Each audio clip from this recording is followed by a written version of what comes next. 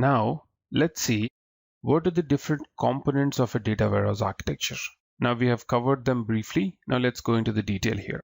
We can also call this as a generic architecture for a data warehouse, which can be taken as a baseline, and based on the business and the functional requirements, you can enhance it the way you want it or the way the project expects it.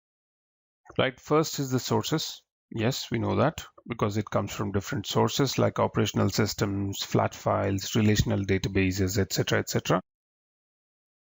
And then you have the ETL tool, which is your transform or the data preparation method. You will also have the data warehouse maintenance and administration tools. Obviously, data modeling tools are required to interface with the external data models. And end of it, the data warehouse database on which all of these data is centralized, and the business intelligence, which is the end user data access, and the analysis tools, which is nothing but your reporting tools, right? So that's the overall picture. It is a little old. I'm sure you would find a better picture if you search for it in Google, but this makes more sense and it covers most of the aspects. That's why it's still there. And that is why we are still using it, right? So let's look at each of the components. So you have the sources here, which can be your operational systems, which is OLTP, flat files, relational, any of that. And then you have data cleansing tools and the ETL. Now, these both can be combined together. You can either use them separately as a data quality tool, like the Informatica data quality, Trillium or IBM's data quality tool, with combination of ETL, which is your data stage or Power Center, Informatica Power Center, Ab initio, Pentaho, Talent, any of those which are present in the market, right? Now you have something called as local metadata here.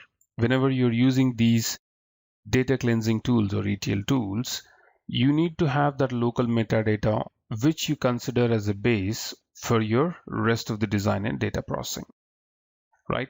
So now, if you look at this box here, you have data modeling tools. Now, data modeling tools come into picture once you have the logical data model, which is nothing but your LDM.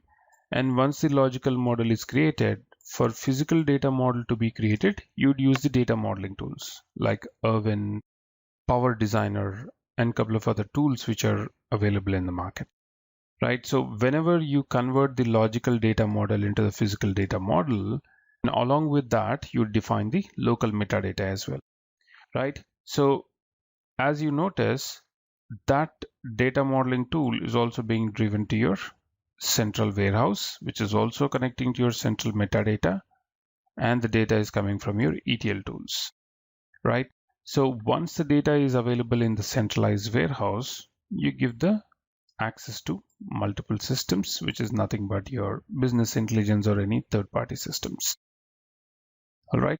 Now, if you clearly define it, right, if you clearly split it into a way, all you have here is a data source, centralized warehouse, and the reporting, right? So multiple tools come into picture here, which is your data quality tool, ETL tool, data modeling tool, and then your business intelligence tools, right? So these are the different basic components which are required for your data warehouse architecture.